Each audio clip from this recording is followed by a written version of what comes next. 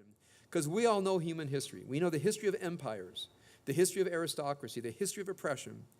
2,500, 3,000 years ago, there's this little kingdom in a corner of Western Asia that says, actually, we have laws that restrain the wealthy and the powerful from treading on the widow, poor, orphan, and stranger, those who are less advantaged.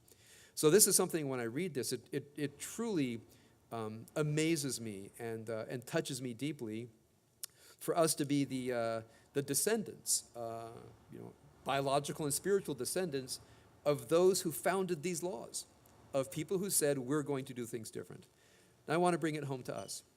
I think with every couple, sometimes one person just always has more power than another, and sometimes it goes back and forth.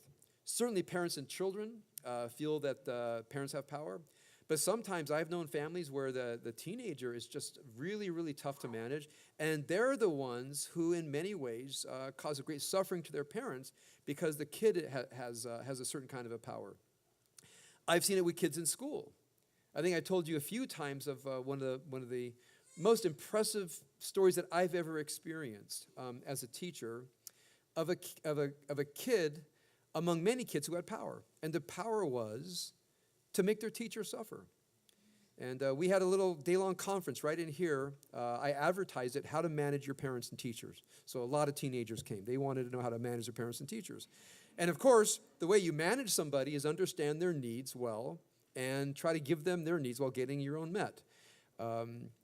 This one kid says, well, what about, and he gave the example of a teacher, an older woman, overweight, not very pretty, badly dressed, and at this point in her life, she sounded like in her late 50s, dying to retire, couldn't stand being there, and he shared with me and got a lot of laughs in the room about how they made fun of her and gave her a hard time. And I listened to him, you may remember this, and I said to him, I want you to imagine her morning. When she gets up out of bed, and she goes in the bathroom in the mirror, and she gets dressed, what is she feeling?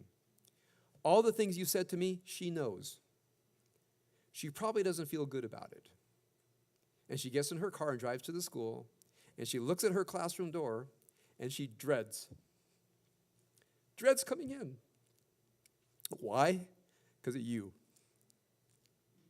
Because of you and the people around you.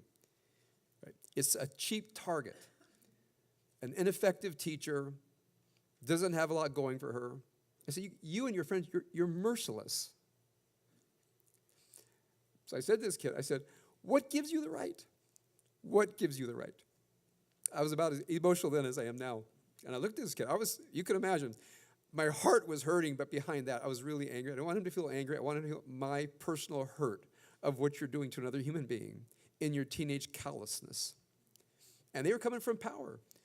A bunch of little renegades in a junior high school classroom, they have tremendous power over a teacher who can't manage the class. And so the kids all got it.